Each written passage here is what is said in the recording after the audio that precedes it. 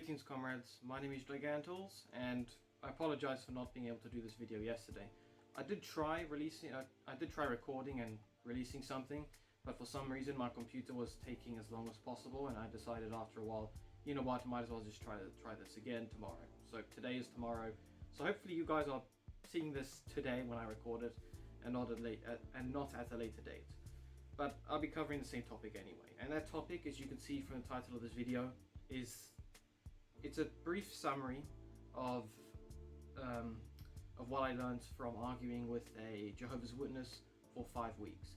And I didn't do any arguing personally, it was a friend of mine, which I referred to in a previous video, which in case you didn't see that one, I'll give you a brief recap.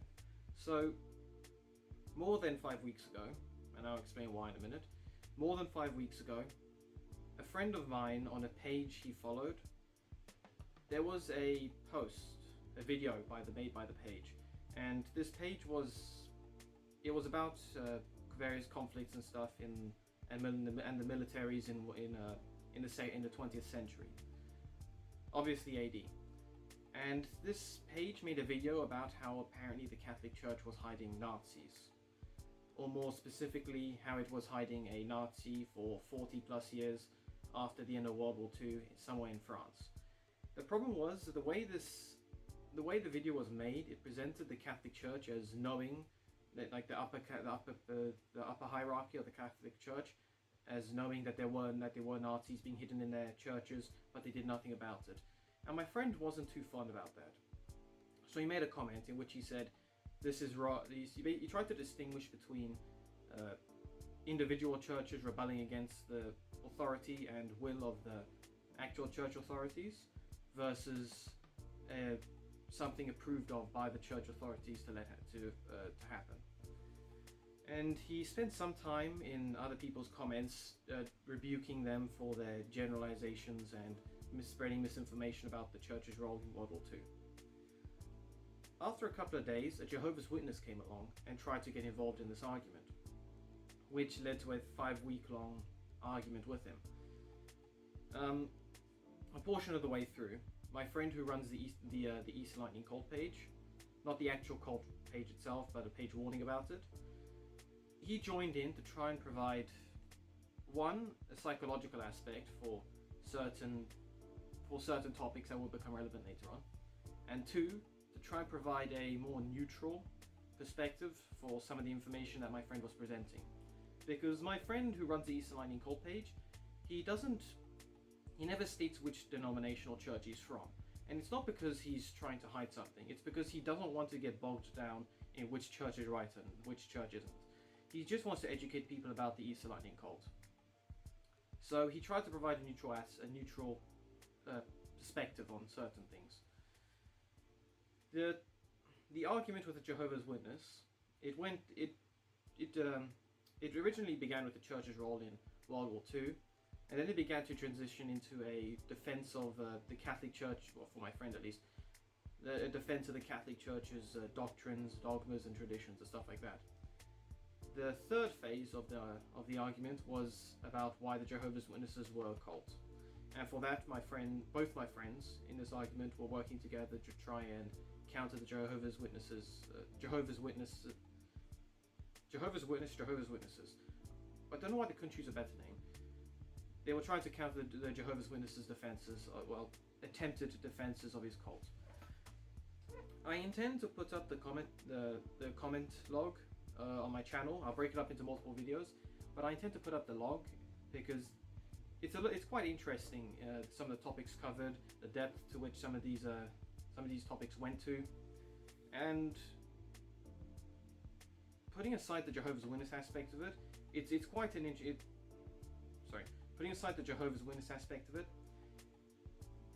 it shows hundreds of hours of research that were put into understanding the church's role in World War II, with different ways to defend the Catholic traditions, teachings, and doctrines, not just from a theological perspective, but also from a philosophical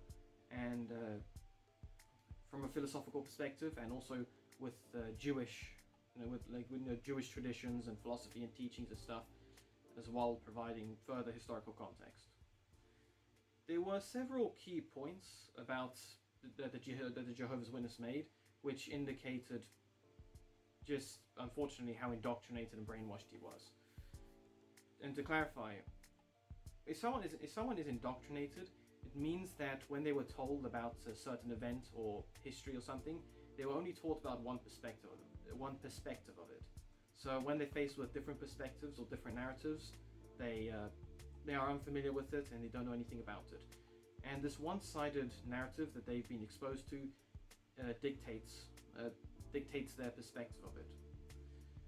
For someone to be brainwashed, it's when they've been indoctrinated by so many one-sided narratives to the point that they have a very narrow-minded worldview, which often involves denying overwhelming evidence against their indoctrination. And it's quite unfortunate. My friend, the Eastern Lightning guy who runs the Eastern Lightning Cult page, they've actually referred to him as Friend 1 and Friend 2 respectively. Friend 2, when he was talking about the psychology of cults and how Jehovah's Witnesses displayed the characteristics of a cult, obviously the Jehovah's Witness was trying to say, no, we're not a cult. But you could really see it in the way that he was so brainwashed in his indoctrination that he was rejecting stuff like the scientific method because it wasn't specifically mentioned in the Bible. He rejected critical thinking because the word critical is in it. He rejected independent thinking because independent thinking is what led to us being kicked out of Eden. But all three of those different ways of thinking, or maybe not necessarily different ways, but all those three forms of thinking, they're not satanic, as he said. They're just ways of expressing our free will. Because free will, to be truly free and to exercise free will, means to have the potential for both right and wrong. If something is stopping you from doing something wrong that isn't your conscience, so there's an external force telling you not to do something wrong, then technically it's not really free will. But there is a difference between a law telling you to not do something, and then, as an atheist would say, or as an atheist would falsely present, why is there evil in the world if there is a God? Well, that God, the God of Judeo-Christianity, he respects our decisions to listen or reject him, but that doesn't mean he's necessarily happy about it. You can imagine how irritating it would be if we were faced with an opportunity and either every time we were about to do something wrong, God would forcibly stop us, and then we would effectively be forced to do everything he says, which would build up feelings of animosity and hatred towards him, versus being like a robot in which our potential to do wrong in the first place is removed, which means we wouldn't have free will anyway. So either way, we would not be allowed to exercise free will, or we just wouldn't have the means for it anyway. But that was the sort of image or perspective that the Jehovah's Witness was presenting. And for him to try and defend his cult's indoctrination of him by saying that we shouldn't have independent thinking or critical thinking, it was quite unfortunate to show, because there was no way a simple argument with him would somehow prove him wrong. This was going to take years as psychologists or psychiatrists would say, it will take years of deep programming to make him really see the error of his perspectives. Other topics that he attacked were based around philosophy, which he claimed that philosophy was nothing more than human traditions. In fact, he didn't even seem to know what traditions were. He attacked a lot of the church's teachings and doctrines as human traditions, but he refused to give a definition of actual tradition, especially in the case of Judaism, because back in the days of Jesus Christ, there were two main philosophical parties. You had the Pharisees and the Sadducees, and then some other cults like the Essenes. The Sadducees, we know that they rejected stuff like the resurrection, but what they also rejected was everything that wasn't in the Torah. They relied, their entire scriptural canon was the Torah. Some of them accepted the book of Joshua as apocryphal, but they rejected everything that was not in the Torah. Whereas the Pharisees accepted the Torah and all the works of the prophets, the oral tradition. And that's the point. Not all traditions in the Bible were condemned. It was only human traditions, not oral tradition or apostolic tradition. And I've already made a video explaining what apostolic tradition is. It's more than just the teachings of the apostles. It's also the intended interpretations of their works, especially when they were the ones that wrote the New Testament. But this Jehovah's Witness was physically unable to explain the difference between the Jewish oral tradition that the Pharisees accepted and Jesus accepted, and then the human traditions that the prophets rejected. It didn't matter how many times I asked him to distinguish the difference between them. He refused to or was unable to, which was unfortunate of him, because it showed that he didn't really understand. It wasn't a matter of it being difficult to differentiate them, but the fact that he didn't understand the purpose of tradition, and that just because something is considered tradition doesn't mean it's bad. If it's a tradition that leads away from God, then it is bad. But tradition in itself isn't a bad thing. What else? Oh yeah, there was his rejection of history. That was another major problem. With the Jehovah's Witnesses have to rely on a massively twisted version of history to try and justify their cult's existence. We Catholics and other old churches like the Copts, East Orthodox, and Assyrians, we all rely on apostolic succession for our historicity. Even if we consider each other in schism with ourselves and stuff, we all rely on apostolic succession. For the Jehovah's Witnesses, like other Adventists, they believe that there was a mass apostasy after St. John the Apostle died, and the church was in error for thousands of years before it was finally corrected, which is really a load of rubbish, because there are references in the Old and New Testament talking about the indefectibility of the New Covenant and the organization or institution meant to lead it, which is the church. So for the church to fall into error immediately after St. John the Apostle, the last bastion of the true faith, after he died, it's a ridiculous concept. But a lot of this is because they have to reject the works of the church fathers, because it all contradicts everything they say. The Jehovah's Witnesses, there is no historical evidence for what they believe at all. And they know this. So in order to try and justify their in order to try and explain this lack of evidence, they have to say that all of history was corrupted, which is a completely ridiculous concept. Because some of the periods of persecution that the Jews went through, that was worse than a lot of periods of persecution that Christians went through. But their scriptures and faith and everything, that was all preserved accurately throughout those periods of persecution, or even when they went exile for 70 years in Babylon. But the fact that the church, right, because that was because God was protecting their true faith and they were loyal to him throughout their persecution and exile. But the idea that the new covenant, which is even more important than the old covenant, that God would let that fall into error for almost 2,000 years, it's a ridiculous concept. Though that in itself sounds like I'm arguing like the fallacy of incredulity, it isn't. I'll explain that more in depth in a later video. Another point of historical contention was their understanding of the compilation of scripture. Something that this Jehovah's Witness said was that scripture had been the Old Testament had already been compiled by the 5th century BC. And my friend did research on this. No, so I'm getting confused here again. My friend friend 1, the guy who started this argument, did a lot of research on his own. My friend 2, who runs the Easter Lightning cult page, he did some of his research of his own. Me, or myself, I did some research to help my friend, to give them advice, like when I was in Sicily, but I didn't get involved in the argument itself because I was busy with assessments and stuff. Both my friend and I did research regarding the compilation of the Bible's the compilation of the Bible and Scripture, and we found out that his cult was purposefully misrepresenting the information regarding the compilation of the Bible.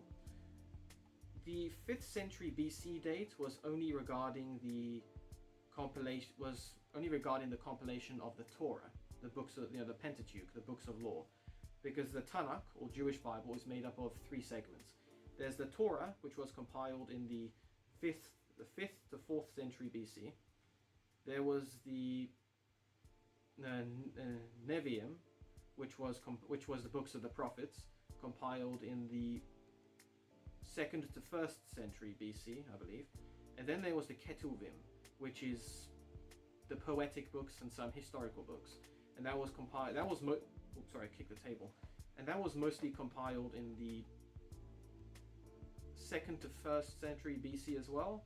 But those three segments, those are the three main sections of the Hebrew, of the Tanakh. Even though those are the dates where most scholars agree that the Tanakh had been mostly compiled, there still wasn't an authoritative decision about the canonicity of the books of the Tanakh until I think the 3rd or 4th century AD. Even in the days of Josephus, which the Jehovah's Witness tried to say that, look, even Josephus rejected the Deuterocanonicals. And my friend pointed out that Josephus also rejected some books like Escher. There was even if you have a list of the books of Scripture, unless you have an authoritative list, a list with authority behind it, all those earlier lists don't really bear much, except they don't bear much weight about the canonicity of books, except that there was discussion about them being potentially included as part of Scripture. For the Catholic Bible and the other Old Testament and other Old Churches Bibles, but mostly the Catholic one, the canon of Scripture was set at 382 AD by the Council of Rome, and it was reaffirmed, I think, 4 more times at the 393 Council of Carthage, 397 Council of Hippo, and then 412 Council of Carthage again. I could be wrong about a couple of either Carthage or Hippo. Some of the dates get a bit confused. But then there was another. I think there was a Council of Florence in the 1400s, which sorry, I'm getting a bit confused with my church council dates. The point is that there were 4 times where the canon of Scripture was either set or reaffirmed before the Council of Trent, which was when the Jehovah's Witness said that the 73 books of the Catholic Bible were determined. He didn't even know about some of these councils that reaffirmed the canon of Scripture at the dates earlier to Trent, which showed that he really didn't understand the history that he was trying to attack. And that was really the common theme of his arguments. It was either him trying to present his own history, or him trying to misrepresent, or him trying to refute his cult's perception of the old church's history, which again showed that he'd been so indoctrinated by what his cult had taught him that he didn't even know what he was arguing against. He was relying on strawman argument after strawman argument. There was another point I was going to... Oh yeah, the Catholic Encyclopedia. Another big strawman argument that he relied on was the Catholic Encyclopedia being authoritative, which showed that he didn't understand what the purpose of an encyclopedia is. The Catholic Encyclopedia, that was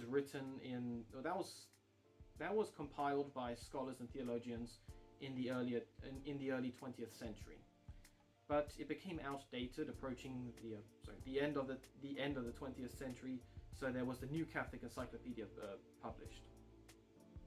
But encyclopedias in themselves, they aren't an authoritative source of information. They may contain, especially with the Catholic Church, of course it will contain authoritative teachings and doctrines of the day. It would contain infallible truths and dogmas that we still keep to this day. But that doesn't mean the entire encyclopedia is itself authoritative or infallible. Encyclopedias are just compilations of information known at the time. And the time of the Catholic Encyclopedia's compilation, the original one, that was before the translation and compilation and publication of many of the Eastern Fathers' works into the West. And this is especially important because the Catholic Encyclopedia entry he was relying on was about Christmas, which back in the early 1900s it claimed that there was no evidence that the early church celebrated Christmas. However, we know that from several years after this entry was made, one of the works of Pope Saint Telephorus, there was a reference to one of his works, which said that he established midnight mass within his papacy, and that was near the beginning of the 2nd century AD. And midnight mass, even though it didn't specify the date, the exact date, like December the 25th, midnight mass only ever happens the day before Christmas, or rather the night before Christmas, which means that there was a celebration of there was a Christmas celebration by the early 1st century AD, and that wouldn't have just been out of the blue. That would have been set after probably like a personal celebration in the Diocese of Rome for several decades, which was then made official. So there was an official celebration of Christmas in the early church, even if the date was a bit undecided. However, then along came the works of Saint Theophilus of Antioch, who was a patriarch of Antioch. By the mid 2nd century AD, he wrote about Christmas being on December the 25th, and that was 100 years before Clement of Alexandria. He wrote about Christmas being celebrated on December the 25th, which means that we now had confirmation for the date of Christmas being on December the 25th, 100 years before our earliest reference to the date of Christmas. But unfortunately, this all came out after the original Catholic Encyclopedia was published, so it didn't include this information. And honestly, I'm not too sure if the new version includes this information. But it all relied on. But from this lack of updated information, it showed that this Jehovah's Witness didn't understand really what he was arguing against. He wasn't familiar with any of our original documents. He relied on his cult's interpretation of specific extracts from outdated Catholic sources of information, which a false sense of authority and infallibility were applied to. Well, okay, this is already a long video. The point about this video I want you guys to take away is that there were a lot of topics discussed in this 5-week-long arguments with the Jehovah's Witness. Even if I didn't get involved myself directly, I was getting involved indirectly by doing research. I intend to make videos about what the Jehovah's Witnesses believe and why they're wrong, as well as a series of videos about the comments log from this argument, because it really goes to show the richness of the Catholic faith through history, theology, philosophy. There's a huge amount of topics to cover and information which are tailored to specifically counter this Jehovah's Witnesses' aims. They're not vague reference. It's not covered vaguely. It's covered in depth, and I'm sure that a lot of you would find that interesting, and some of you may even find that relevant to any arguments you may get in future. So before this video gets on too long, I'll just try and end it. Otherwise, I strongly praise my friend 1 for arguing with that guy for 5 weeks. It was even doing hundreds of hours of research on his own end to make sure that his arguments were as best quality as they could be. And I also praise my friend 2 for helping my friend 1 and remaining relatively neutral to try and give a second opinion that wasn't biased by Catholicism or the Jehovah's Witnesses, to just try and be more objective. And I thank all of you for watching this video for almost 25 minutes. I know it's a bit long, I apologize for that. But otherwise, thank you guys all for listening, and I hope to get a series of videos about this comments log and this argument against this Jehovah's Witness, which I'm sure you will all find enlightening for both the Jehovah's Witnesses' beliefs and Catholic beliefs and how to defend them. Otherwise, have a good week, all of you. God bless you all. See you in the next video, comrades. Until then.